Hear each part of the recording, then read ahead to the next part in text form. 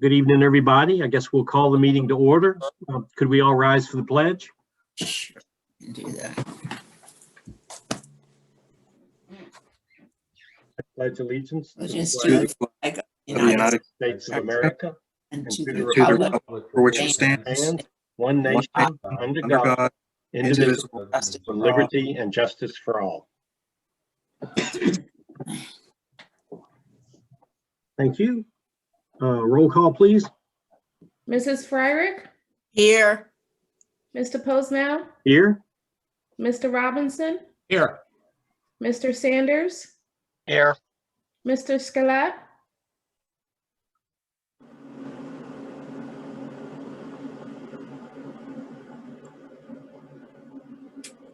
he's here. he's here.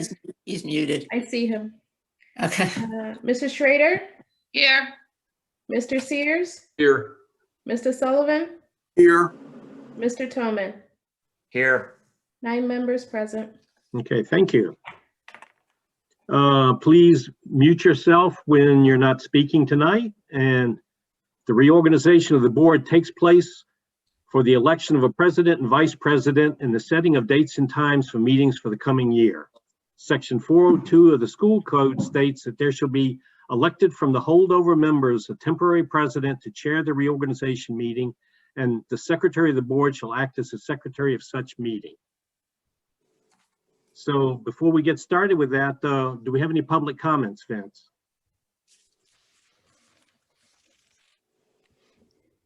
There is one public comment. Do you have that, Wendy?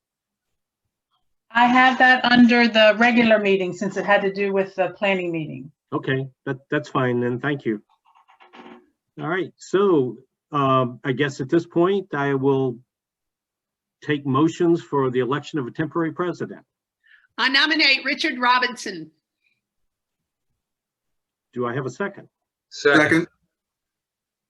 Any questions or comments? Otherwise, we can have a roll call vote.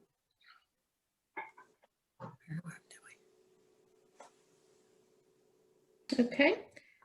Mrs. Schrader, Yes. Mr. Sullivan, Yes. Mr. Scalette, She's still muted.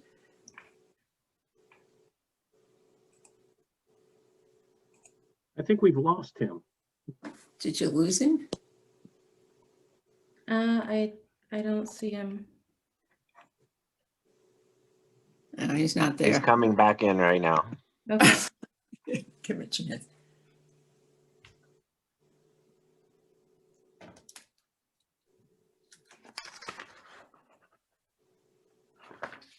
Okay, he's back. Mr. Scalette, are you in agreement with the nomination of temporary president of Mr. Robinson? Yes, I am. Thank you. Thank you. Mrs. Fryrick, Yes. Mr. Toman, Yes. Mr. Posnell, Yes. Mr. Robinson,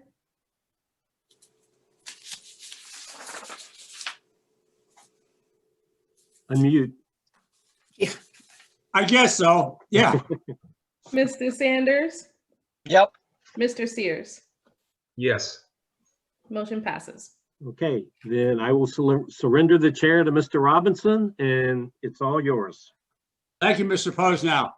As first order of business, we'll entertain a motion for nomination. Sorry. The nominating committee met. Slate of officers was selected for president, Mr. Posnell, and for vice president, Mrs. Schrader. So on that basis, I guess I'll entertain a motion for nomination of the president. So moved. Second, Second. any discussion?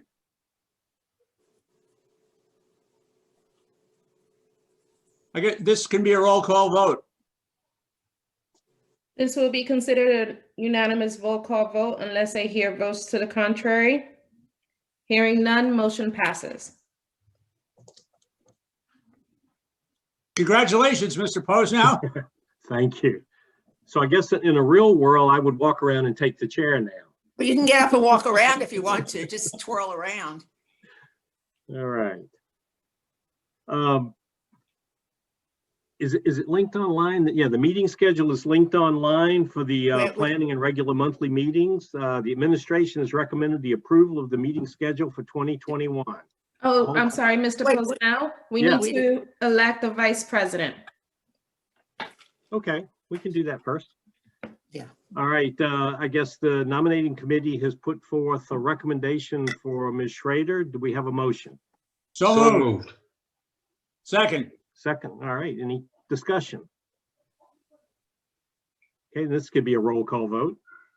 This will be considered a unanimous vote call vote unless I hear votes to the contrary. Hearing none, motion passes. Okay, thank you. Now, you have before you the meeting schedule for the planning committee and regular monthly meetings. The administration has recommended approval of the meeting schedule for 2021. All times are at 7 p.m. and the place where meetings will be held is the Provide Education Center unless advertised otherwise. And since due to the health and safety reasons, the virtual meeting format will be utilized until further notice. Do I have a motion? So moved. Second, Ellen. Any comments or questions? I think this can be a unanimous roll call vote. This will be considered a unanimous vote call vote unless I hear votes to the contrary. Hearing none, motion passes. John, are we going to advertise both meetings as voting meetings again? Just curious. I think we typically do, don't we? Yes. Okay, just curious. And we have by policy 005 of local board procedures, we have committees here. Since the board hadn't turned over, I have everybody currently on a committee. Before we announce committees, I will give you a week to contact me if you're unhappy with your committee or if you would like to change before we post committee assignments. So let me know by email by December 9th, your preference if you want to change. Otherwise, I'll assume you're happy where you are. John, I have a question. Do you think we should consider before we set up the committee meeting times for the coming year that we discuss whether we want to continue to have all these individual committee meetings, or we could bring some of those discussions back to planning meetings? We seem to have been running into some issues when we schedule two committees on one day and the agenda gets too long. And I have a great fear that a lot of what we discuss in our committee meetings doesn't get to the general public until 6 weeks later, a month later, when even later in some cases, when we approve the minutes at our board meeting. Is this worthy of reconsidering going back to some of what we used to do? That's a fair question. And I think there are a couple of ways of approaching this. One is places that have planning meetings typically don't have committees. That's Places right. that have committees typically don't have planning meetings. They only have the voting meeting. So there are a couple of committees I certainly think are important to have, but I am open to a discussion from the group as to whether or not we should do away with the planning committee and keep committees, or do away with the committees and go to a committee of the whole and have 4-hour meetings. So, Well, so for I those will of open us that up to the group. for those of us who have been around for a while, yes, we used to have considerably longer meetings. We would start at 7:30 and at 10:30 or 11 we might get done, but under that forum, all of our conversations were really, part of the planning meeting. And I think more people tended to attend those meetings than they do the committee meetings. And we seem to stack ourselves so that we're running every Wednesday or every other Thursday or whatever it is, 2 committee meetings. And I don't know if you want to put some of them, maybe some of you, and some at planning, or if there's, I don't know. I just think we need to think about it so that we're not running hither and thither at all these meetings. Are there any other thoughts or preferences? If you're talking about a 4-hour meeting on a Monday night, I don't know about the rest of you, but I've got an early morning on Tuesdays. I'm not for late night meetings. James, Well, it doesn't have to be that way. You have to watch what your agendas are and watch what the discussions are. I'm aware of it. I understand. I got it. you know? Well, would you be in favor of retaining the committees and doing away with the planning meeting? I would be very happy with that. Do I have any other thoughts? Well, to be honest, I'm pretty good with the way things are. I'm not, I mean, I think maybe a little better organization in terms of agendas and not having one committee running over into another committee's time would be a good idea. But I'm just thinking that our public, our constituents have the idea, the concept that we have a planning meeting. But I would also remind, just make the point that all committee meetings are public. So if anybody is, you know, interested in a topic, they can always, of the more detailed discussion that might take place at a committee meeting, they can always attend the committee meetings. I would just be leery of doing away with our planning meeting. I think it's good to bring us all together more than just once a month for maybe a variety of reasons, but I would not be in favor of doing away with the planning meeting. I just feel that having both committee meetings and planning meetings, there's some overlap and maybe extra prep time on the part of some of our administrators that their time could be used better in other ways. I'm just speaking from experience, you know, as the old timer here, you know, we used to have things at planning meeting and people knew that was, you know, and we also had people sometimes attend and ask questions because we used to also have a conversation after each topic if it was something new at the planning meeting, so people could comment, much the way they're now giving us, you know, written comments, but unfortunately we don't see those till the end of the meeting. I just think it's worthy of considering because I think we're spinning our wheels sometimes, and we have had some serious overlaps in the last year or two. I don't know how the administration feels. So to clarify, Ellen, you're advocating for doing away with planning?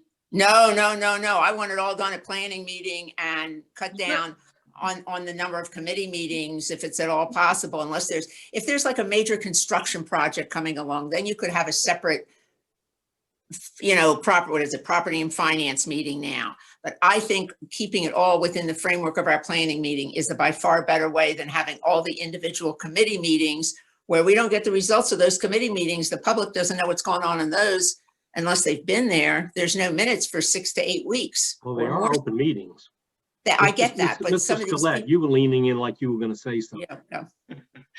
Yes, thank you. Now, I don't have the benefit that Ellen has of having seen different ways of organizing. So the only method I've known is the one that we currently have. And I share Lois Ann's view that I'm satisfied with the current approach. So I do think that there may need to be some tweaking on it, but I'd be a little hesitant at having planning meetings be these marathon events. I'm not sure that we would have the full quality of discussion that we're able to have at the committee meetings. However, I haven't seen it from both sides, so I know that there are others on the board who've seen it from different, different ways of organizing. So I'm certainly persuadable, but I'm not seeing a problem that needs remedied, just from my experience in it. Well, I think, this is Joel, I think Ellen voices a legitimate concern when meetings run together. And I think that some of that can be dealt with by managing agendas better, taking a look at the individual components that are going to be presented, and giving an estimate of time. Maybe the committee chair and the administrative representative can take a look at those and maybe get a better estimate of how long those meetings will run, and make sure that they run within the schedule. It could also be that we should maybe go back and take a look at some of the agendas for the past year or two and pull certain items from in other words, go back and say, well, if I was doing this again, would this be something that would better be dealt with during planning so that we retain the current structure? One of the things I think we benefit from with the committee structures that we can really take a deep dive when we're all awake. And some of these things, especially, I can't even, I don't think there's any one committee that's more important than the other. You know, we write policy, which is essentially the way we run the district. That school law needs attention. It doesn't need to be glossed over at say 11:30 at night when everybody's saying, let's get out of here. And that would, I think, hold true for just about everything we do. If we don't believe a committee is valuable, then let's disband the committee. But if the committee brings value, we need to give proper attention to the subject matter and then bring it forward for votes in those cases, or put it to rest so it doesn't take up time on a Monday night. Mr. Tolman, thoughts? Well, I think I'm leaning towards what Mr. Sears said, which is, you know, I'm in favor, I think, of maintaining the current structure of having different meetings. I am not a huge fan of 2 committee meetings on one night. I think that's was a terrible experiment this year that we need to stop, because it's caused nothing but problems and not being able to get through what we need to do in those agendas, and creates a 3-hour meeting that night if you attend them, which most of us do. So I think we need to reschedule that, figure that out. I do think that when we have a meatier topic, it might make more sense to not delve into that as much at the committee meeting, and to move that topic to planning, where it will get more attention.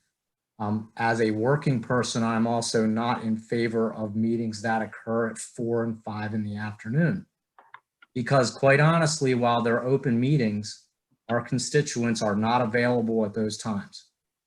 And we're pretty much just saying, well, it's open. The reason no one attends is because it's at the wrong time.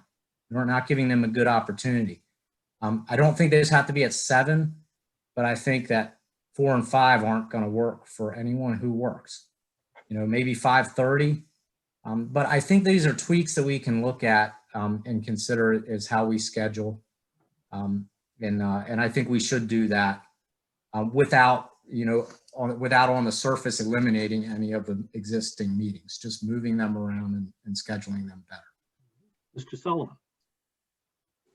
Yeah, I think I would agree with Lois Ann and Joel and Michael and Steve that there are a lot of things that there are tweaks that are much more limited in scope, like not scheduling meetings back to back, and Joel's idea of an agenda review, an annual agenda review. There are going to be some things that come up in an annual tempo that we just know are going to result in a 2-hour meeting. Not every time, but maybe once or twice a year. So I think I'd like to stick with the approach that we've got right now. All right, fair enough. Mr. Robinson, I think I skipped you in my. You did, and I was grateful for that. I'm with the status quo school. I think it's more a question of scheduling. Mr. Tolman's point is well taken about maybe moving them a little later on in the early evening, so that if more members of the public are inclined to attend, they can. But I really think it's more a question of scheduling. And in the grand scheme of things, I think we have to just accept the fact that there's some issues that are going to require more deliberation. And it's going to take longer. That's just a fact. If the issue warrants it. I don't think it comes up all the time, but when it does, I think it really merits our attention, and we just have to accept that. With that, I'll just hit the mute button again. Okay, fair enough. All right, so I will proceed with what we currently have, and I will work with administration to modify the times and make sure we don't have 4-hour meetings in the afternoon as well, and see if we can come up with another schedule, if that works for everybody. John, can I quickly ask, just from a practical standpoint, has the streaming of committee meetings resulted in the availability of some public record of the meeting sooner than, I share Ellen's concern about the amount of time it takes committee transcripts or committee meeting minutes to receive some sort of public airing. And I'm wondering if the video recordings, you know, might be some way, once we return to normality, hopefully in the spring or early summer, that we can, go back to having these things in an in-person format, but maybe be able to record them still and make them available online that way.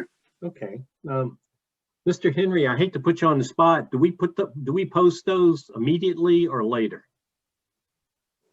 We actually don't post the recordings of the committee meeting on the board site. Some of them are still in my feed, but we do not post them officially. Okay, so that's something we should certainly consider. Would that constitute a burdensome effort on the part of your department, Mr. Henry, if we opted to post committee meetings to the public? No, it wouldn't be a problem from our perspective. And honestly, I credit Wendy with all the hard work to edit those and get the official final product online.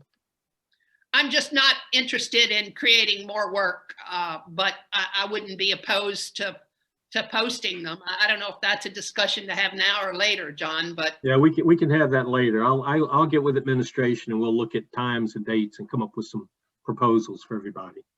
I see that my record of making things more difficult for Mr. Henry remains unblemished. There you go, Steve. We appreciate the effort. Okay, one last time, is there public comment? No.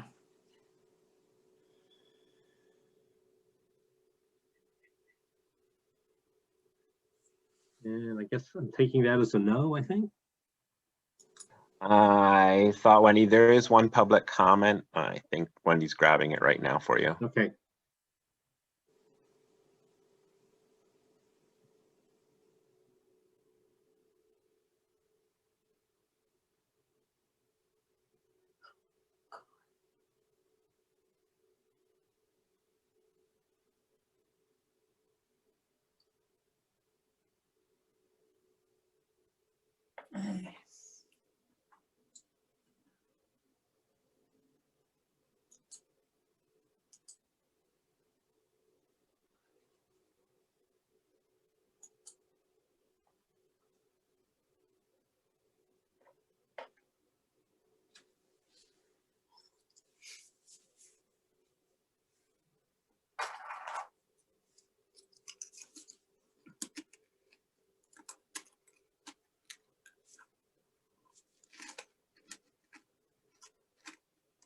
Everybody have time? Yep. Okay, thank you. And with that, I think we can adjourn the first meeting and move to the board meeting.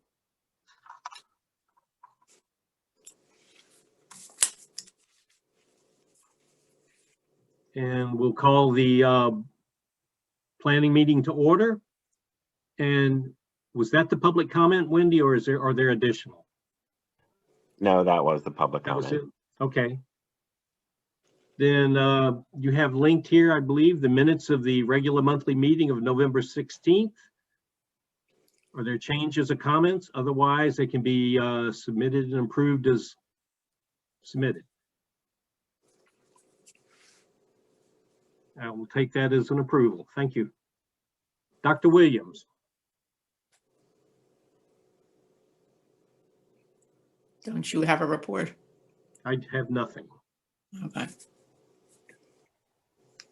The first item under my report tonight is the administration recommends the board retroactively approve option 1 of the Pennsylvania Department of Health and Education's attestation and ensuring implementation of mitigation efforts that states all or some of the students within the public school entity are currently receiving in-person instruction and becomes part of the district's health and safety plan with implementation effective November 30th, 2020.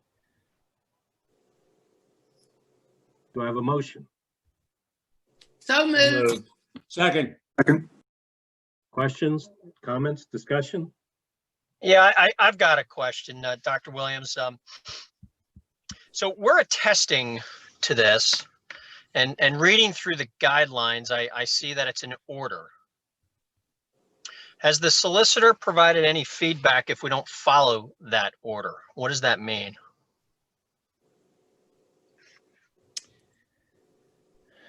As a commissioned officer, I am not going to disobey an order. Okay. I didn't ask that. What happens if you don't follow the order? I do not know. Okay.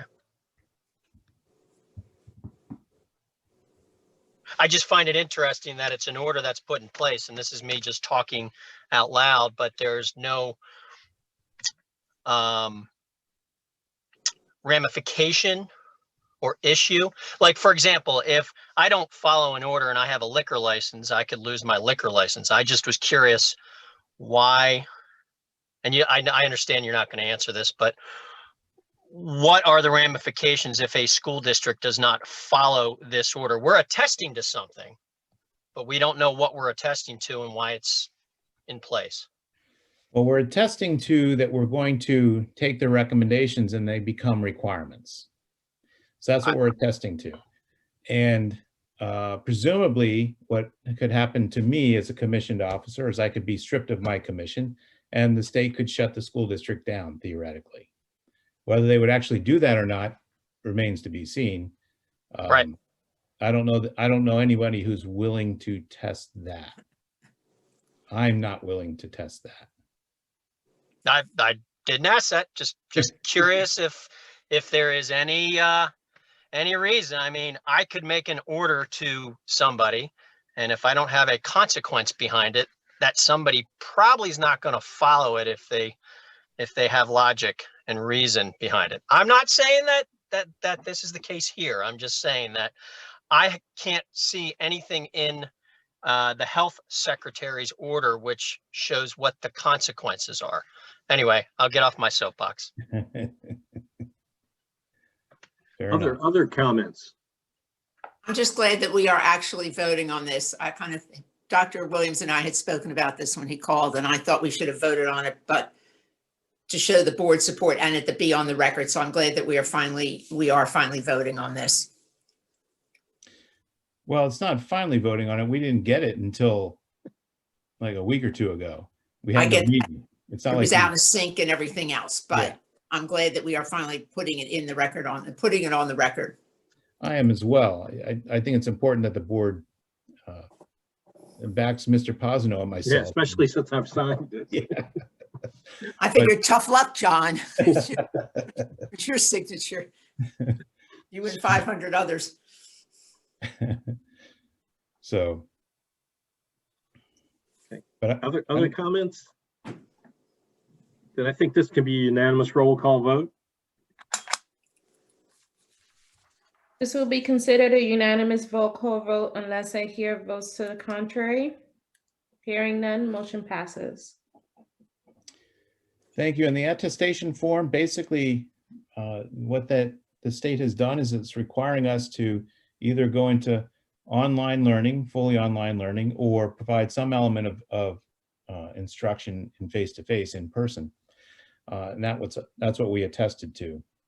And the administration's recommendation is to continue with the hybrid model for marking period 3. We anticipate that people will want to move from one direction or the other, probably a little bit more toward top. And that will require the administration to be somewhat creative in scheduling teachers to move to support the kids in whichever mode the parents choose to put their children in. So we need some time to get that prepared, and we're asking for the board to approve the continuation of the hybrid model. Do I have a motion? Thank you. Second? Second. Any discussion? John, I have just one question for Dr. Williams. You just indicated you think if there's any change, it'll be more towards top as opposed to staying with the hybrid. What happens if it goes the other way and those numbers start to inch up in the hybrid classes? Well, then we'll have to deal with it appropriately. Which means, what does that mean? What does that look like? I mean, the class now say has 12 kids and all of a sudden you're going to need space, I don't know, for 17 or 18, and our class can't handle that with the 6-foot distancing or whatever, what happens? It may require moving to different space. It may require shuffling kids around into different sections, depending on the grade level. It's a whole host of things that could possibly happen. It may force us to be in a situation where we have to shift staff from one building to another. The possibilities are endless. But we can't go, according to our initial, what we set up, our program, we have to have the 6-foot social distancing. And if it gets past that, we have to come up with another solution, or Right. everybody get their choice, or what, I don't know what. Right. Our health and safety plan requires 6 feet of physical distancing. Mhm. And we're not going to skirt that. No, I don't think we should, for the sake of those who have been there, Well, we can't. but so thank you. We just attested that we wouldn't. Right. Yep. That's the, Okay. John, ahead. you asked for discussion. I would just like to go on record to say a couple things about, first of all, I think our hybrid plan, by continuing with the hybrid plan, the board is saying that we believe this is the safest way to educate our students and protect our staff and protecting students and staff. I don't want it to go unsaid that we realize this is a hardship for some families. And it's not the best way to educate all of our students. I'm sympathetic to the plight of this mom who sent her comment in that we just previously looked at. I get that, and I wish there was a magic wand to wave so that I personally felt that it was safer to bring them all back. But clearly we can't do that. So I just, having said that, I felt it was important for me personally, perhaps us as a board, to say, we understand it's not ideal, neither from an educational standpoint or personal childcare standpoint, but we're going forward with this plan because we think it's the safest way to proceed. Okay. Thank you. So if there are no others, I think this can be a unanimous roll call vote. This will be considered a unanimous roll call vote unless I hear votes to the contrary. Hearing none, motion passes. Okay, thank you. And the only other item I'd like to mention is that today, as with all things COVID, things change on a daily basis. And today we received some guidance from the Pennsylvania Department of Health that coincides with the CDC recommendations that were released last week about the length of quarantine. So what the Pennsylvania Department of Health has done is they've pretty much adopted those CDC guidelines. So there are instances where the quarantine can be less than 14 days, but they're very, very specific. Because when I first heard about this, I thought, oh, they're going to shorten it to 10 days. Well, that's not exactly what they did and what they're doing. What they're saying is your quarantine can be shortened if 2 things happen. One of 2 things. The first thing that could happen is after 10 days in quarantine, if you're still showing no signs of symptoms, you may return out of quarantine. Okay, so that's one way. That's after 10 days in quarantine. The second way is if after your 5th day in quarantine, you provide a sample for testing and the test sample comes back negative, after the 7th day in quarantine, you may be released from quarantine. So I feel like an attorney looking at all this stuff, but that's as simplistic as I can make it right now based on what was released by the Pennsylvania Department of Health today. So the default is 14 days of quarantine, but there are 2 ways that can be shortened, and those 2 ways are very specific. So the default for students that go into quarantine is 14 days, but there are 2 situations where it can be shortened. And I just want to let the board know that that is indeed the case now, which is different than last week. And stay tuned because it'll probably be different next week. So- Tim, is that a document that'll be shared with families, or how is that information going to be communicated? It already has. It went out today. Okay, As part of the letter that we had a couple more cases today. okay, good. And it was in that letter. And there's a link to the document. Yep. And so we have informed them so far. Good, thank you. Sure thing. And that concludes my report. Okay, thank you. Wait, I would want to mention too, normally we have administrative reports at this juncture, but we have a fairly lengthy presentation coming up under the Academic Standards Committee, under Dr. Skelet's committee. So that's why we did away with the administrative reports today, because of the presentation that's coming later in the agenda. Thank you. Thanks. Ms. Chichuli, Business Office. Okay, I have one item for discussion and approval at the December 21st board meeting, and that is the agreement for behavioral and special education services between the district and Specialized Education of Pennsylvania. And this is an annual contract for out-of-district placement, and we're bringing it before the board for approval at the December 21st meeting. Any questions?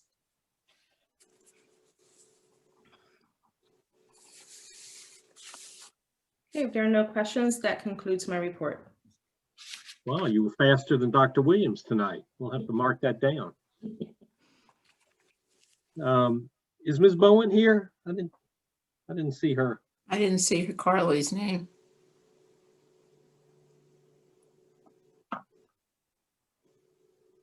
I think not. Okay. Committee reports. We talked about the committee meeting schedule coming. Mr. Skelet, Academic Standards. Yes, thank you. We met on November 18th at 4 p.m. It was a virtual meeting, and we covered 2 basic topics that will be for further conversation today. One is there's a proposal for a new wellness course and 4 new English courses. And we debated that and discussed these new course offerings. And there'll be a motion on that item. And secondly, there was a discussion of simplifying the grading scale to a traditional grading system. And a presentation was made. There was debate, discussion about that, and then a proposal from that conversation will be coming forth in this meeting today. Last, we were going to have further conversation about the impact on the educational system of going with the hybrid model, but our time ran out. So our own committee had the very discussion that we had earlier in this committee meeting today, in that we thought that the system needed tweaked a bit, as our committee has run into more than one situation of an hour-long meeting not being long enough, yet it rolling right into a next meeting. So I look forward to those tweaks ahead. But with that said, rather than scheduling another academic committee meeting, we're bringing to this floor a discussion of the impacts, educational impacts of the hybrid model. And with that said, that was where our meeting ended, and we adjourned at 5 p.m. So I believe the next item on our committee agenda then is Dr. Ketterman, for you to offer a presentation to us. Yes, okay. Thank you very much. Are you able to see my screen? Yes, we are. Okay, excellent. Thank you for the opportunity to share how things are going in the elementary schools and really all the schools. as we are just 4 months into this very different year of educating our young learners in a very unique setting and under the unfortunate circumstances of a pandemic. I want to preface this report with an acknowledgement of our outstanding and dedicated educational staff, the teachers, the paras, the principals, for all they're doing to provide a quality education, for providing a sense of normalcy, and providing a safe place for our children to learn. It's really through their caring and commitment that our YS community is continuing to learn and staying safe as possible while doing it. So our objective tonight is to take a closer look at the current learning model, the hybrid model, in person, our top program, and how they compare to previous years in a traditional school setting. So we're going to do so by looking at these 3 characteristics, if you will: quantity, quality, and consistency. And I just want to mention that the qualitative data that was gathered for this was basically done through a survey of elementary teacher representatives, through reports and talking with teachers, through comparing gradebook assignments, lesson plans, observations, walkthroughs. And I also have a little disclaimer that of course was gathered shortly after the 9 weeks ended, so the beginning of November. And also you'll see there's definitely some overlaps in what I may have quantified as quantity versus quality. And there's definitely some overlaps in these topics. So we'll look at the positives and the challenges in each of these areas, and then we'll look at also some quantitative data as well. So let's take a look first at quantity.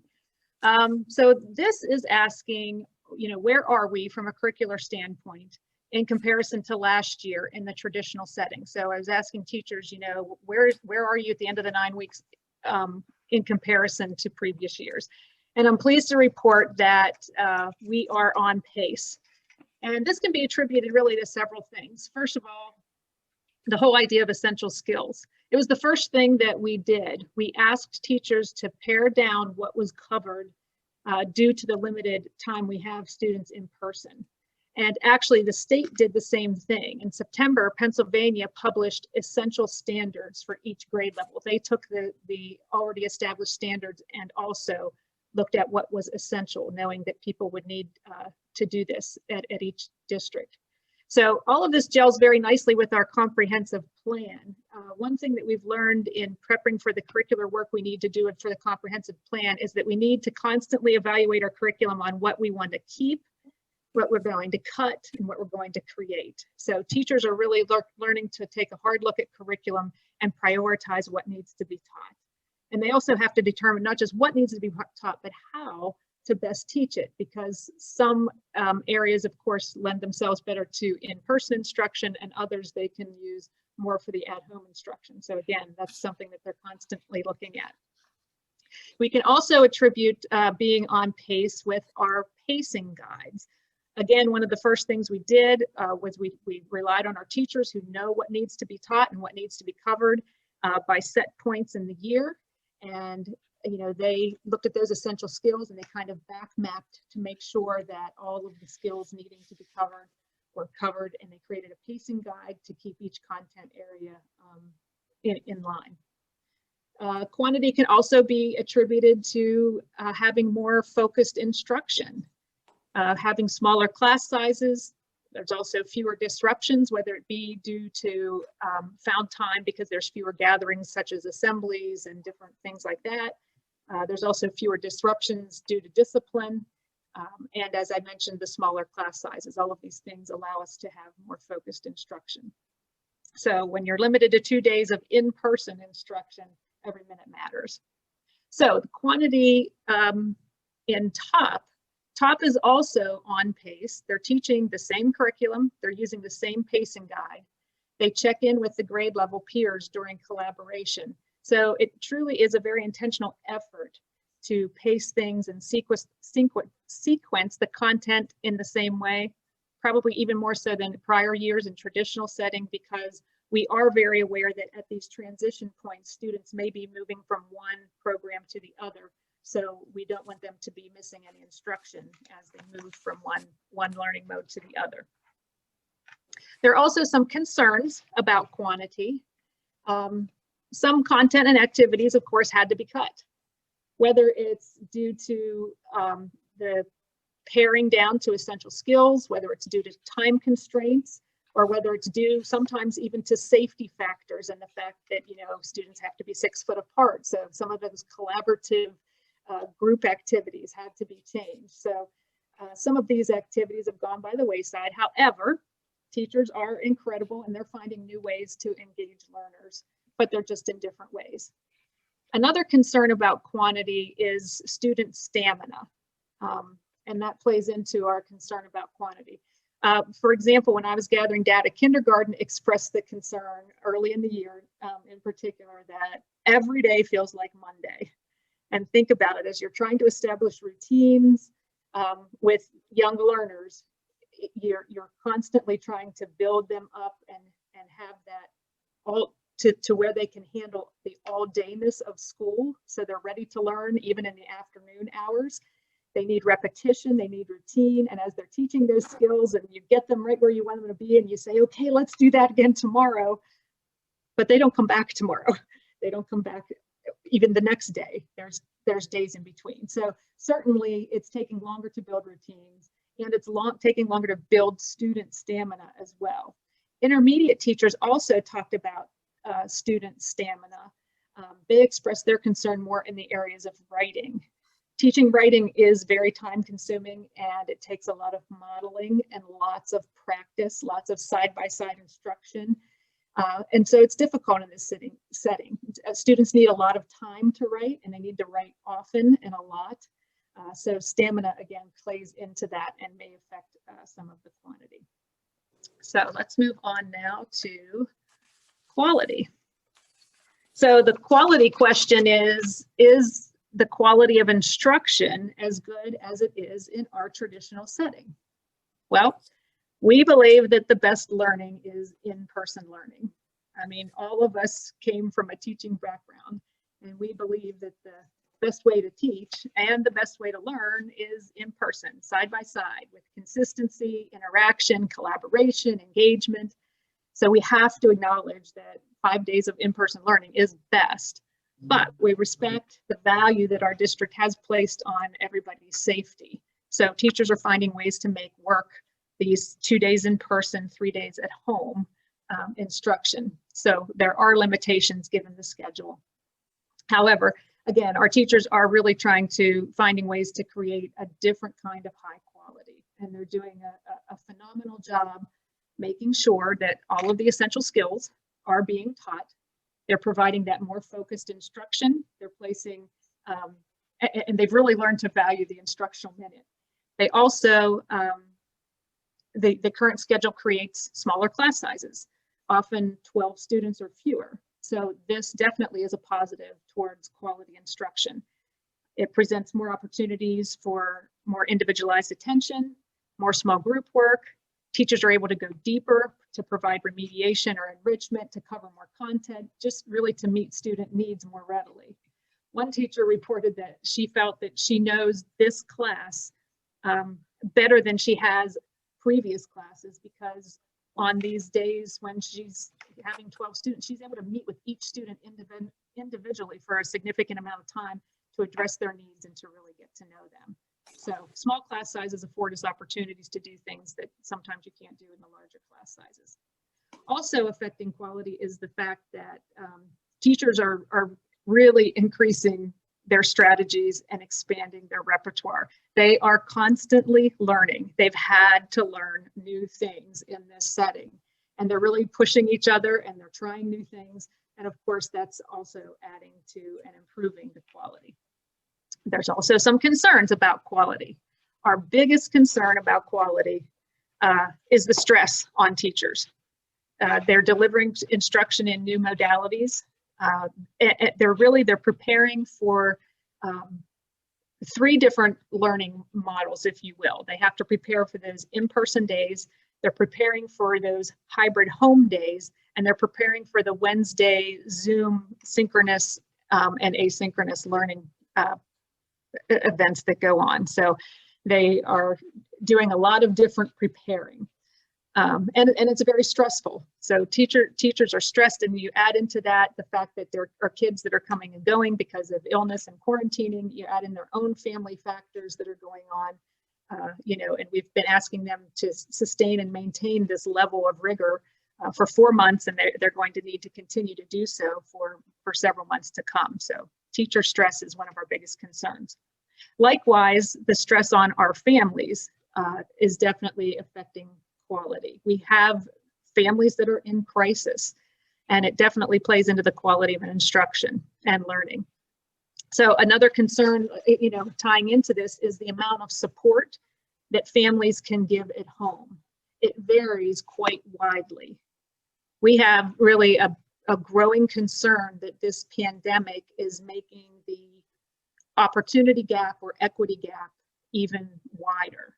Our strugglers, the students that are struggling, that they need that in-person support and that timely feedback that goes along with in-person support. So we feel that our strugglers are struggling even more or more greatly in this environment, and that's a concern. The bottom line is that online or asynchronous learning isn't for everyone. So whether it's a top student or whether it's an in-person hybrid student who has those 3 home days, the whole idea of self-paced instruction is difficult for young learners. Each grade level definitely has a handful of students who are disengaged. And after the first 9 weeks, there were some students and families that were counseled into moving into in-person if the top setting wasn't working out for them. So as far as the quality for top, I would say we are learning much. Those teachers are really displaying a Herculean effort, and it's a work in progress. We're building this system as we go. Some of the things that are concerns are there are large class sizes in our top program, so that we're concerned about that relative to quality. Teachers had very little PD in this delivery method, and they're learning as they go. The growth that they've made from the first marking period to the second marking period was incredible, what they're learning. So we're very pleased with the instruction that's being offered, and we're excited to see how it grows and improves over time, because this program's going to need to be refined over the next several years. In a sense, we feel like we're building a new school. And of course, that doesn't happen in 4 months. We have to think long-term when we think about top for the concerns that were just mentioned. So now let's move into consistency. So this asks the question, are we consistent in what we are teaching? And I would say absolutely yes, we are. And collaboration is the key. I can't stress enough how the Wednesday collaboration time that is provided in the schedule is so powerful.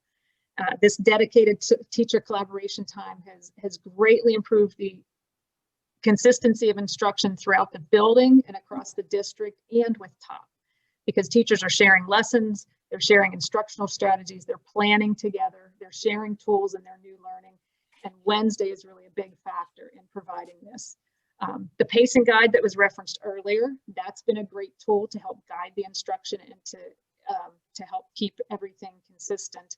And also the idea of using the same assessments, creating and sharing new formative assessments and new assessments on utilizing technology has also been providing a lot of consistency. Some of the concerns about consistency, one of the biggest ones would be just the limitations of the schedule. Here I'm talking about consistency in terms of the everydayness of being consistent. Young learners, as I said before, need that consistency and routine, and it's difficult to do that when they're only in person 2 days and they're doing a different mode 3 other days.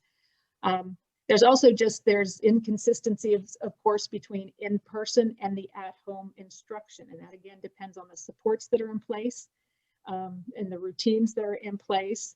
There's inconsistencies between a home environment and a school environment. Kids, of course, have a very different mental perception of each place.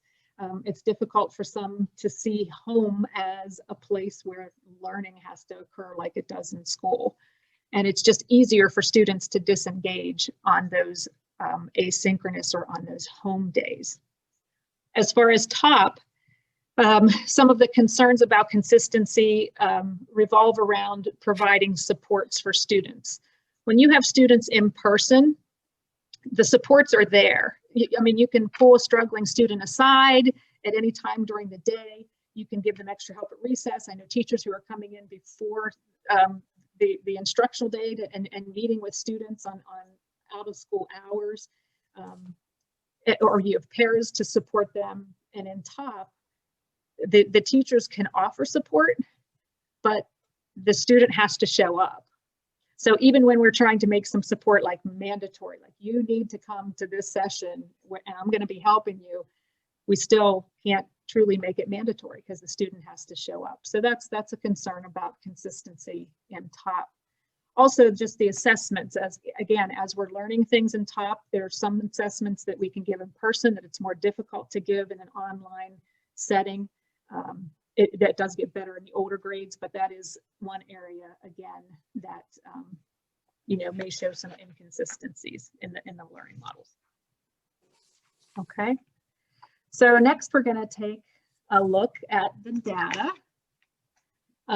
But before we do, I just wanted to take a few minutes to just talk about the whole nature of teaching and learning, in that it is an ongoing cyclical process. You teach something, you check for understanding, you reteach or revise, or you enrich, you scaffold, whatever it is you need to do, and then you assess and see how they're doing. So you teach and you check for understanding, and it goes on in a very cyclical nature. So just to give you a brief overview, there are many different ways that we're assessing children. And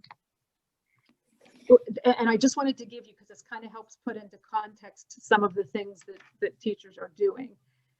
Three very different types of assessments. One is, and the type of assessment you use often depends on what information you're trying to gather and how you're going to use that information. So the first one, and the most frequent and most common, is formative assessment. This is an informal assessment. It's done daily, typically. It's ongoing, it's flexible.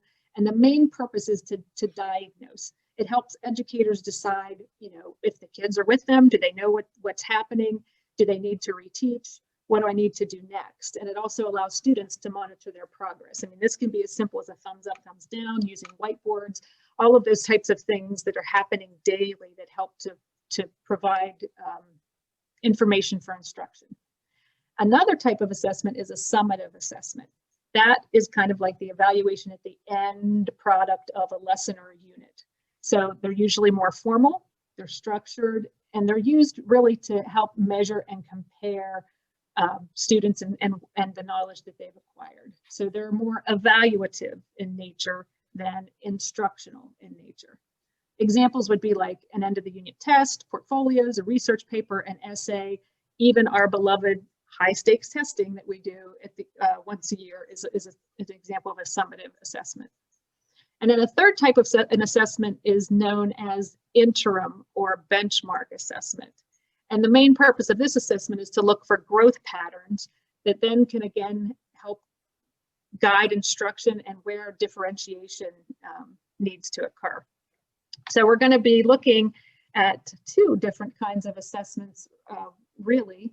The first thing, and I know this data was shared with you, but this data looks at the end of the 9 weeks grade, and all the way this was calculated was all the grades in a specific content area, such as ELA, were pulled together and averaged. All of the students' end of the 9 week scores were averaged to come up with a score. And the main reason was to just compare it to where students were scoring last year. So you see there, Vince helped out with pulling this data from our student database.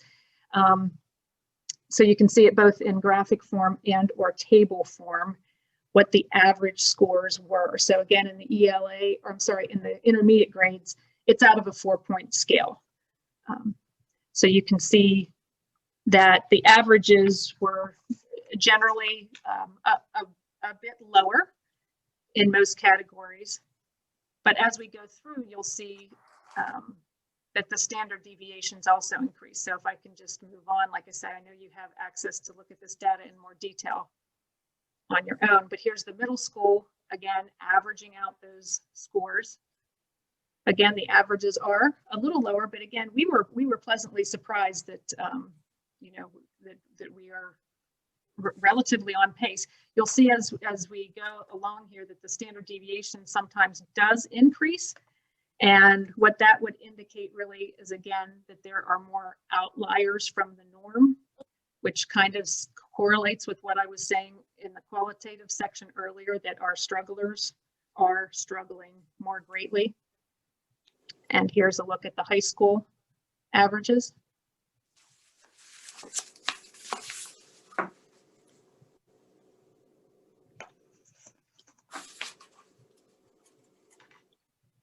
So the other type of assessment that we do in the elementary is a benchmark assessment. And you've probably heard us in other reports talk about Acadience learning or talk about DIBELS. So I wanted to just take you through a quick walk through some of this data. Let me give you a little history about the Acadience test. The Acadience test was what was known as DIBELS, if you've heard us talk about that.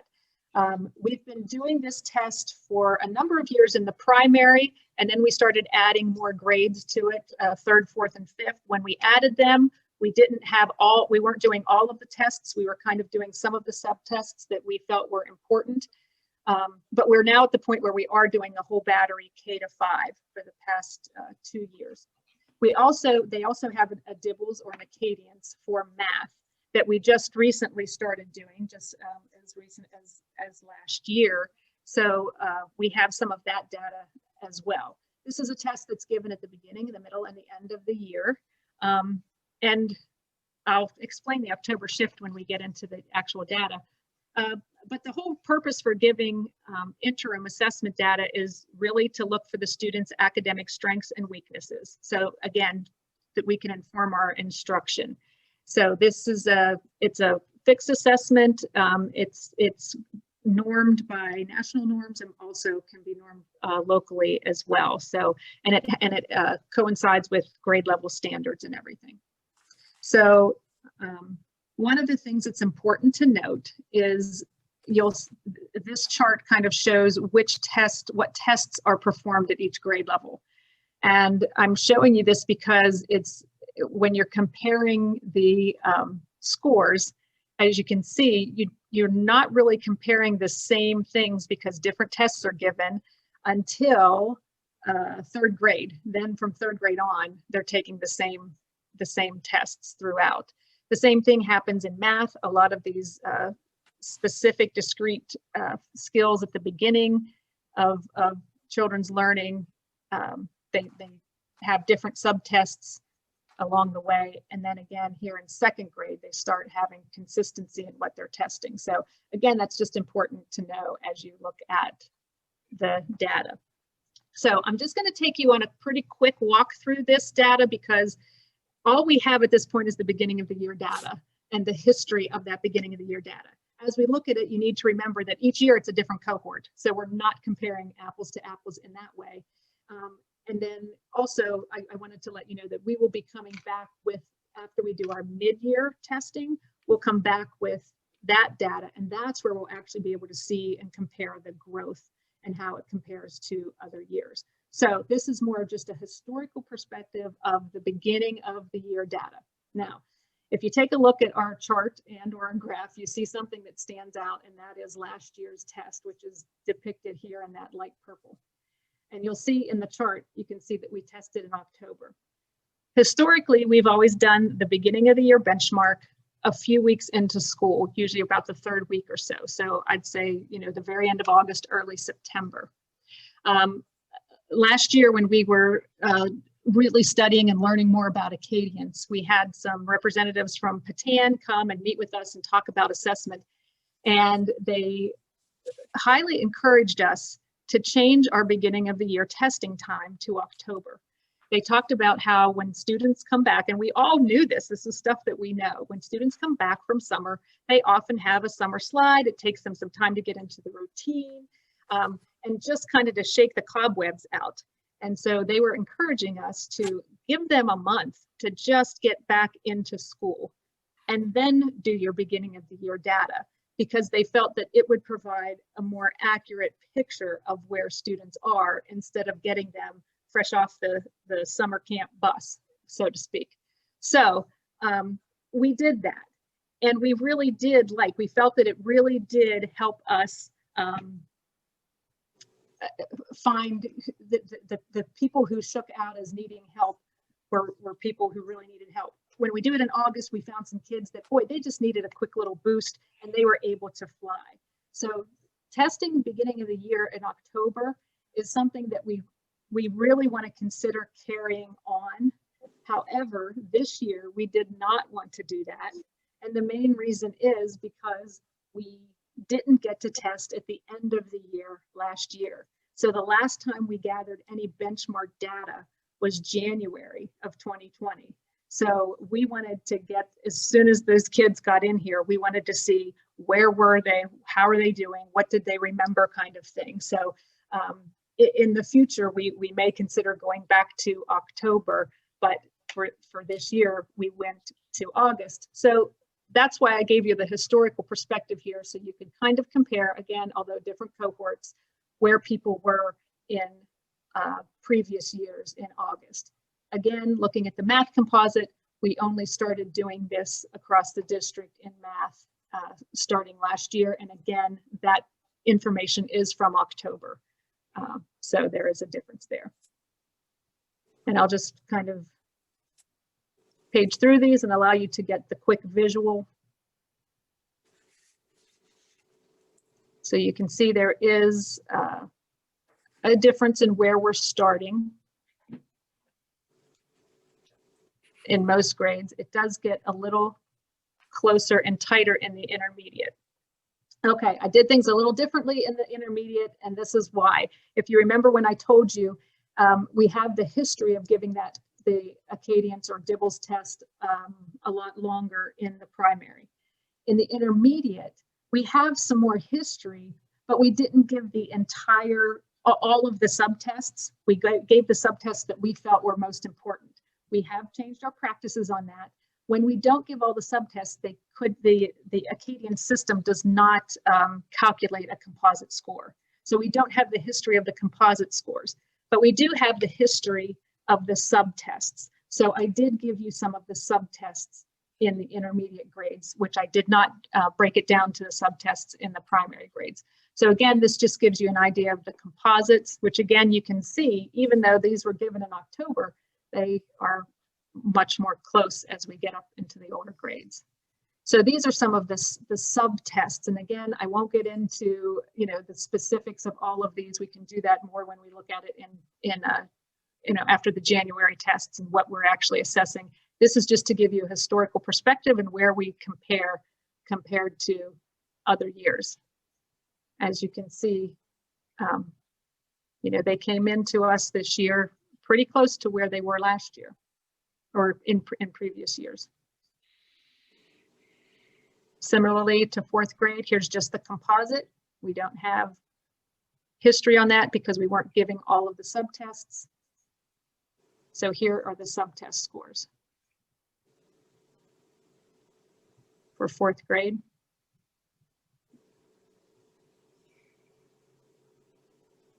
And then again, for fifth grade, the composite scores and the subtest scores that feed into that composite score.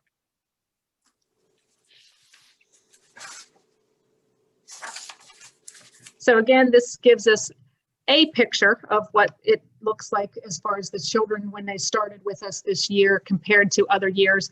But when we get our mid-year data, then we'll be able to compare the growth that has occurred. And I think that will really speak more to the current learning model and how we're doing in this current learning model. So stay tuned because of course we will be presenting more data to you as we get our mid-year benchmarks complete. So do you have any questions for me? Well, I have one. There's some others that can help. In one of the early slides, when we were looking at, I think, math, and we saw a slight decrease in math from 19 to 20. Do we have that data looking back? Because one of the things we discussed about a year ago was a gradual decline in math scores. And I guess I'm interested to find out if this is part of that continued decline or if this is because of methodology and COVID, if that makes sense. Well, so do you have a specific slide you were thinking of? I think it was like the first one, maybe. Because again, all of these are comparing the testing from October to, Yeah. you know, and August. Keep going back. Yeah. Are you talking more with the? Yeah, here we go. So if we're looking at these comparisons, you'll see lower average, say, in math between 1920 and 2021. What would it look like if we looked at 1819 or 1718? Would we see a decrease over 4 years so that this is not reflective of COVID? This is reflective of a downward trend. Does that make sense?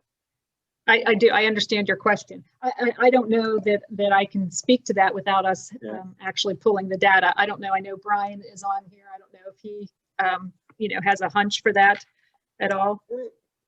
I can share if we're looking specifically at the high school. I certainly can't comment at the other levels. This data being grade data, actually the grades kids are earning in courses. I don't believe this is an issue of the general decline. I think this is COVID related, especially because the ELA and the math scores are so parallel in terms of the differences that are there. I think if we were to pull out Keystone data and some of those other elements, I think, yes, if our kids are to take the Keystone this year, it's going to show the continuing decline that has been existing. But I do believe this data that I'm looking at for the high school is indicative of just this is not as good as in-person learning in prior years and COVID's making an impact. Okay, fair enough. Thanks.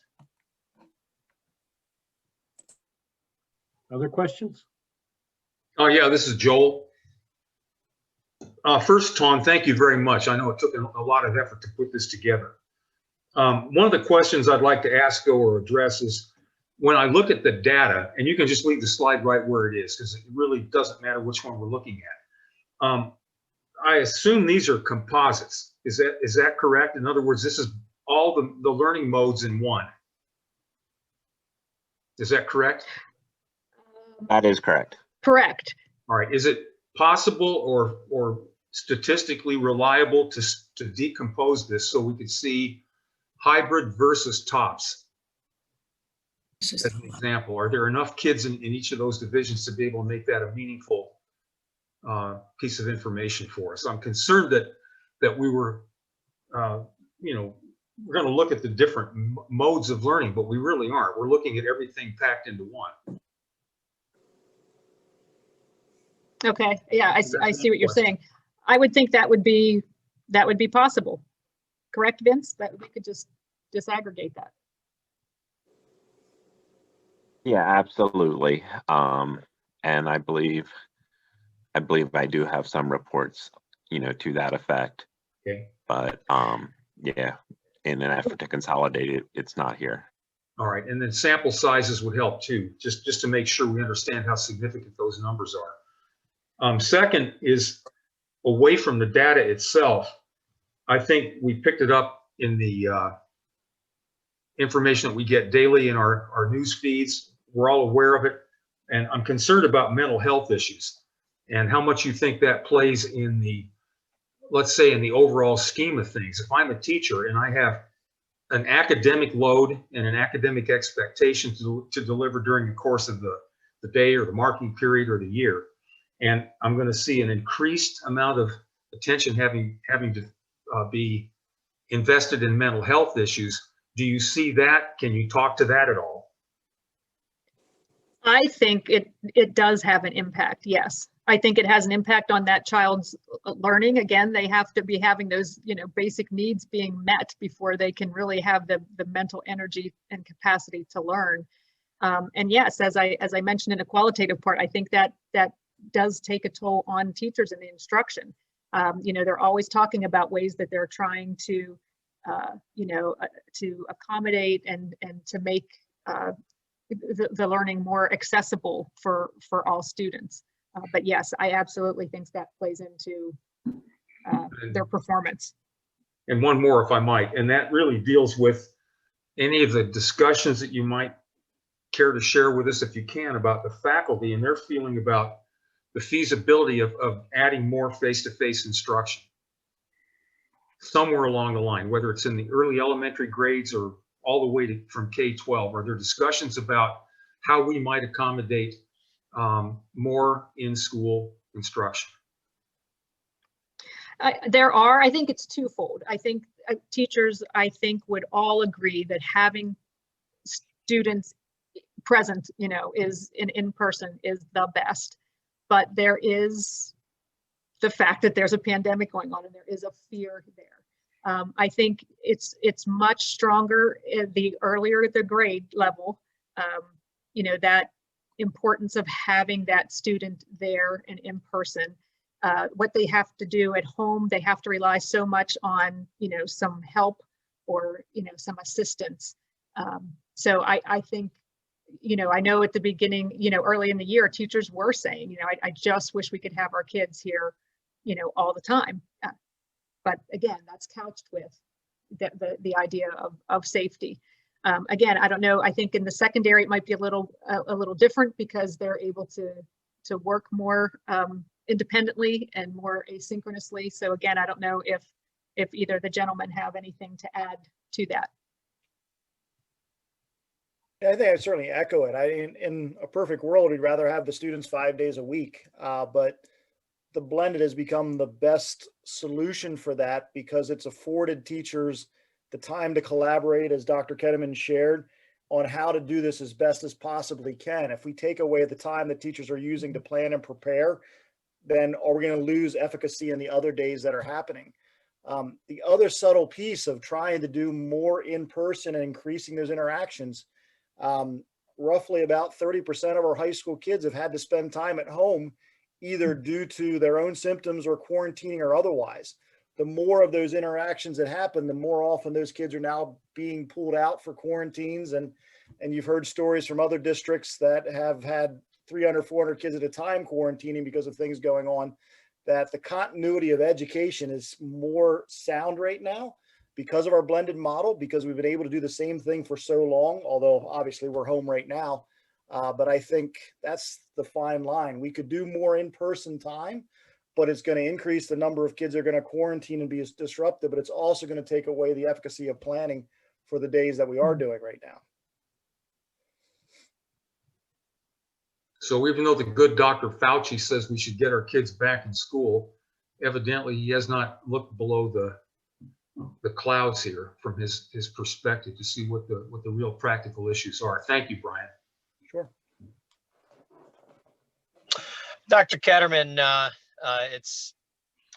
and thank you guys for pulling this together and keeping this in those three buckets, the quantity, quality, and consistency. I think it makes it it keeps it more focused, at least for me. I can't speak for everybody else.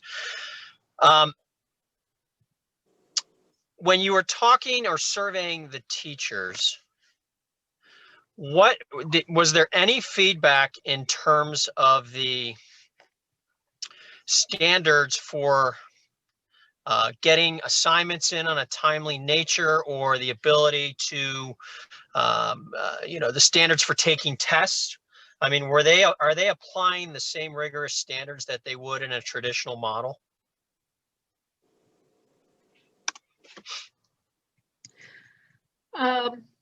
As far as assessments, I would say yes. The exception being top. Again, it's just a very difficult, way to try to figure out how to assess. So they're coming up with different ways. As far as, so the assessments, and what the other was just Oh, as far as getting work in, I do think teachers, it's in particular in the elementary, have historically have just been, they do all they can for the benefit of the child and give, whether it's, that's where again, that in-person time helps so much because they can give them that extra time. They pull them aside, they help them, they get them whatever it is they need. And they're trying to come up with some ways for those home days through their hybrid help centers and whatnot.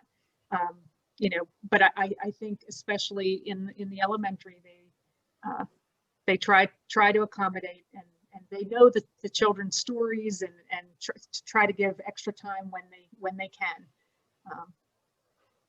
Again, I don't know if you feel differently in the secondary. I can certainly speak to that. And I think I'm filling in Dr. Sneddon's comments are probably going to be very similar, but he can echo it. In terms of the tests themselves, the teachers have generally been responding that they are using the same basic assessments and quizzes with the students. Obviously, in some cases, if they're going to be given an online format, they have to be somewhat adapted, perhaps with a little bit more emphasis on written response as opposed to just multiple choices and things that would be more easily shared. But there is a level of trust that we're using with the students right now when they're doing assessments from home. But we feel confident the grades are equatable because the teachers are using those same basic assessments that they've always used and they're still teaching to that content. In terms of, and now I'm forgetting the second piece of assignment completion. And the teachers have generally been holding to the same standards. Now they're being a little bit more understanding, a little bit more empathetic, because it's certainly in a difficult circumstance for all the students. But the one piece about, and it's certainly, I'm sure it's at all levels, particularly in the high school, you can only so many times fall behind on assignments because it starts to create a vicious cycle where you're spending all your time making things up instead of focusing on the current content. So there is a little bit of leniency that's given to some students, but not consistent leniency for any student, because that just creates a perpetual cycle that's going to undermine the ability for them to be successful throughout the year. Okay, and that feeds into my next question, and I appreciate the candor and what you guys are providing. But when I look across the board, okay, grades are down. School district wide, they're down about 7%, going off the data that was provided. Is there any concern that they're actually down more because, again, leniency, understanding? I mean, I guess, are you looking into any particular grades? Is there anything that's telling you that what we're seeing from a grade point or average is actually not showing a true picture? I would speak for the elementary. I would not say that there's any difference. That empathic approach and that, bending over what can we do to make this child successful truly is there before pandemic. They're just not about the gotcha. They want to try to do anything they can to make that child successful. Okay. Mr. Sanders, speaking for the middle school, had you asked that question early into the hybrid learning, I would have said absolutely there was a concern. But I think as our teachers and students have adjusted to the learning mode, I would say that it is very reflective of where they truly are. So you've seen I'm sorry, go ahead, Dr. Ellis. I was going to say, I would echo what he says in that I do believe, the first marking period, I think, is skewed in two ways in terms of the results that we have. One, it was students adapting to a new way of learning and teachers adapting to a new way of learning. So while the expectations were the same, there is that learning gap and that transition piece that I think has been somewhat overcome in the second marking period. There also, frankly, at the high school was some level of students believing this didn't really count.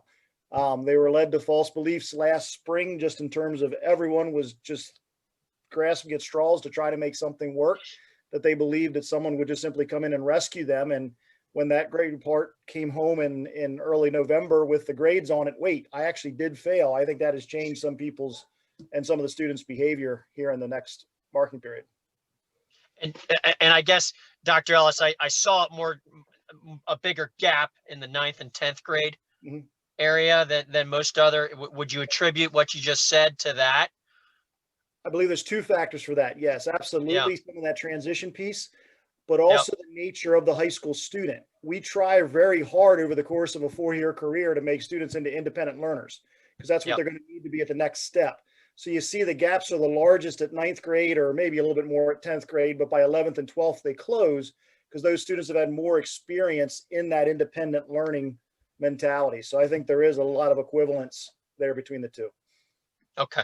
And last question I had. So I understand the Acadians or what you're trying to show here, but I'm still not clear on why. So we did it October of last year, and this year we decided to go back to August. Can you provide more insight into what really drove that? I mean, I guess I'm just thinking about it and looking at it and saying, well, if I saw it in October last year, I'd want to see it in October this year.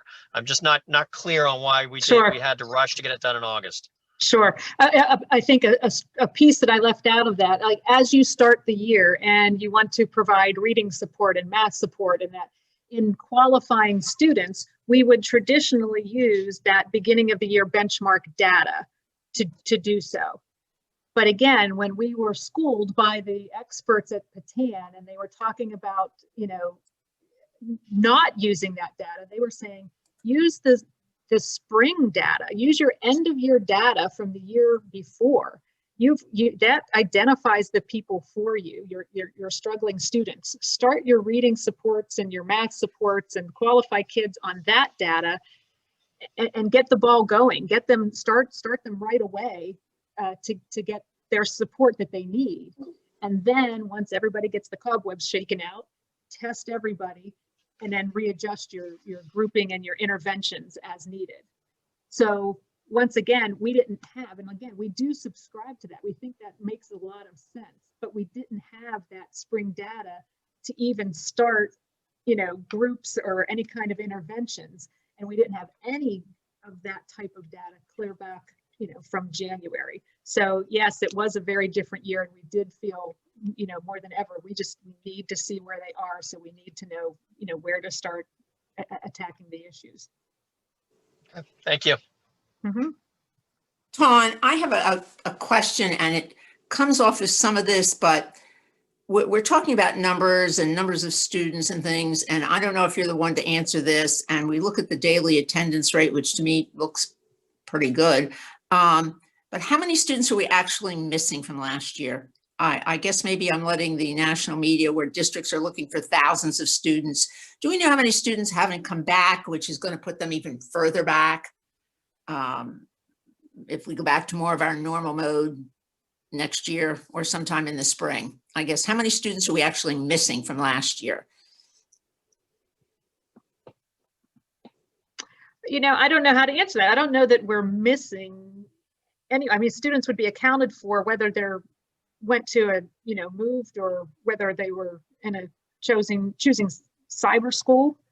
Okay, so you feel that we didn't lose any students because they have to stay home and take care of somebody, or they don't want them involved in because of COVID, or I know our kindergarten registration was down, but that may be an anomaly. There just aren't that many kindergartners around.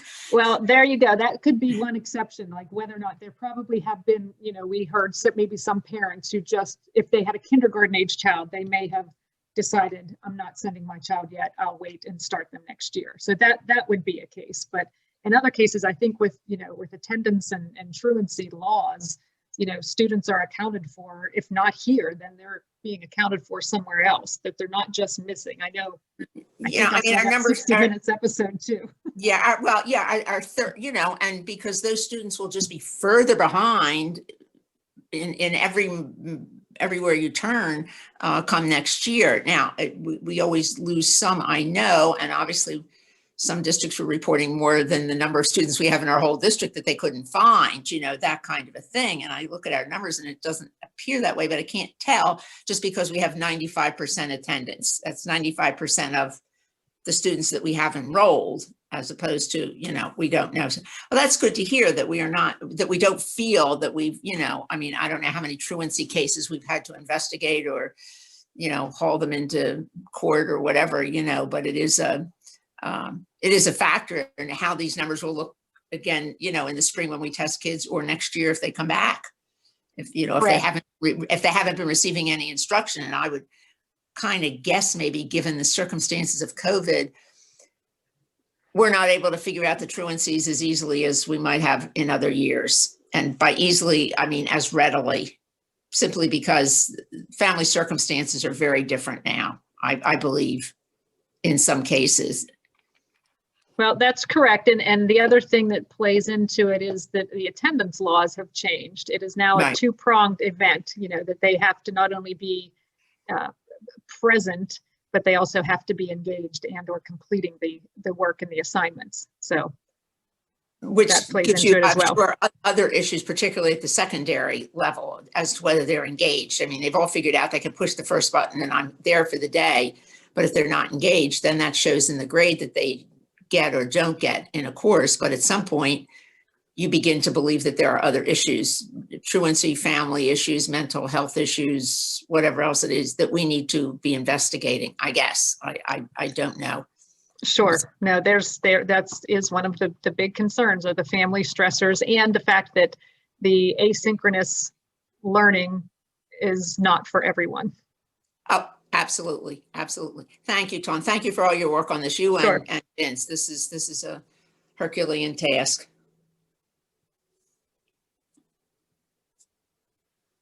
Thank you.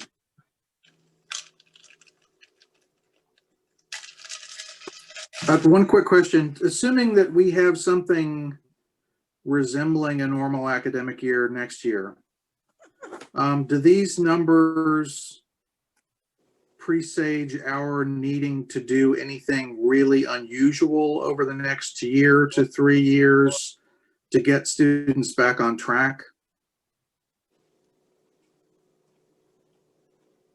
I think we need to wait till we get more data, to see where we are mid-year. I mean, yeah, clearly we see that, we're at a deficit in the start of the year, but let's see where we play out here mid-year. Okay, thank you. Mm-hmm. Dr. Sullivan, just to kind of go off that a little bit further, that is a conversation we're having at the middle level of looking at that middle of the year data when we have it, and then making that explanation of, okay, what gaps might we need to fill in, and pre-planning that ahead of next school year. Thank you both. Dr. Ketterman, if I may ask one quick question. When you mentioned gaps and seeing students that are starting to falter and fall out of formation, is there anything, are there any red flag procedures that we're following to try and provide these students with some kind of assistance, mentally, physically, spiritually? Yeah, the teachers are very much on top of it. They pull in the guidance counselor, the principal, and Miranda. We have certain families that we know that are struggling, and between just constantly reaching out, doing home visits. I know they're trying to do what they can, to make sure that those families know that the school was concerned. Is the burden of this activity falling primarily on you, your colleagues, Ms. King, and the counselors, or are there outside resources? Do we think? I would say it's falling primarily on the school personnel. And Miranda does all she can to hook them up with outside resources as well. But it all, kind of starts and stems from the school personnel reaching out. Thank you. Mm-hmm.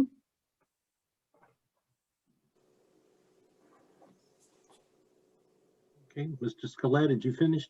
Okay, just about. So first I'd like to say that this Dr. Ketterman's presentation and then our discussion was an example of an event that was designed to have taken place at the Academic Standards and Curriculum Committee, but for lack of time, we're doing it here.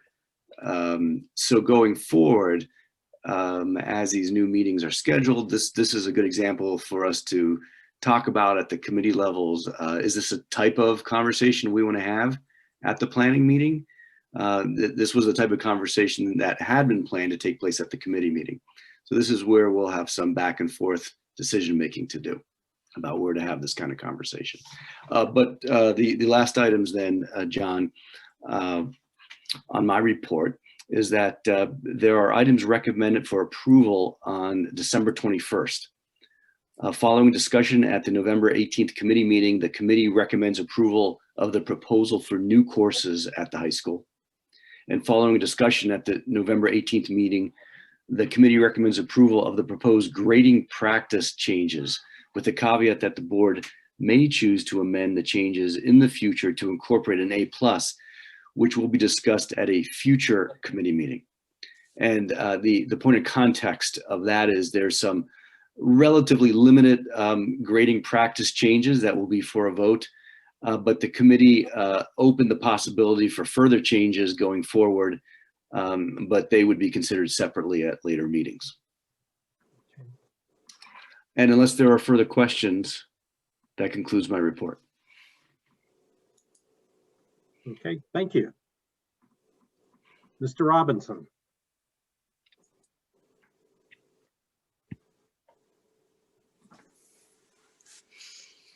Unmute, please. He's so good about doing that. I'm sorry. Let me start all over again. You do that. Everybody hears me, right? Absolutely. Yeah. You have before you the consent agenda, the personnel report, which includes, geez, man, you have before you the personnel report, which includes resignation, positions, employment, and leave of absence. Would any board member like any of these items considered separately, or are there any questions on any of these items? If not, the chair moves approval of the below mentioned items. Do I have a second? Second. Thank you. Now, questions or comments? So I guess this can be a unanimous roll call vote. This will be considered a unanimous roll call vote unless I hear votes to the contrary. Hearing none, motion passes. Thank you. Do you have a legislative update? I do. As many of you may know, House Bill 1737 was vetoed by the governor. This would have conferred COVID protections on school districts. In addition, in response to communications for charter reform, we heard from that line of the legislature, Representative Stan Saylor, mentioning three bills, HB 305, HB 356, HB 357, HB 358, all aimed at so-called charter reform, which probably will have very little beneficial effect if they are passed. If there are no questions, that concludes my report. Thank you. Ms. Frerick. Yes, you have before you the Dawn's Early Light, the highlights of the LIU board meeting of November 24th, which are full of a lot of good news. One of the more interesting things, which also ties into my JOA report, is the formation of the LIU health clinics, both at the York Learning Center and out at New Oxford at the LIU headquarters. They actually asked the JOA and the LIU sign an agreement so that they can use space at the York Learning Center. They will have about a 2,200 and some square foot area with a private entrance to be used by the LIU staff. Hopefully this will then spread and be available to other schools within the LIU framework. It's going to be handled and administered by a group called Proactive MD, national company that's coming in to run this program. They hope to have it up and running sometime this summer. So I think that's some very good news and some very good forward thinking on the part of the LIU. We had our reorganization meeting at the JOA. I get to chair that board again, which is a good group of people to work with from all the participating districts. And I'll conclude with the York Adams Academy report. We are looking at our budget again. We're going to have our reorganization meeting on the 15th. We are also looking at our budget for the coming year and hopefully have it to the districts by the end of January. We're looking at somewhat of an increase, but not nothing, maybe $100, $150 per student. I'm not sure how that's going to play out. But certainly well within the guidelines of anybody that's interested in staying within the index of basic index of 3%. And that concludes my report unless there are some questions. Okay, thank you. Thank you. York Adams Tax Bureau, No report. York County School of Technology, Ms. Schrader. Yes, with the most recent order from the Pennsylvania Department of Health, York Tech has developed a modified learning model that will be in effect through January 15th. It requires that students come into the building for their technical courses only. So that means all academic classes are held virtually through synchronous learning. It's, it's hitting everybody. So I just wanted to share that, that's the way they are handling it at York Tech. As far as the new gym construction is going, I also wanted to share that it's about 80% complete. And they're looking toward a February full completion date. As always, I would encourage you to read through the operating committee mini board report that is included in your agenda, and touch base with me if you would have any questions. So unless somebody has a question for me, that would conclude my report. Okay, thank you. And you have a link to the remaining board meeting in this year's schedule. And this is the last opportunity for public comment. Do we have any additional comments? There's no additional comments. Okay, thank you. Well, if there's nothing else, we can be adjourned. Thank you, everyone.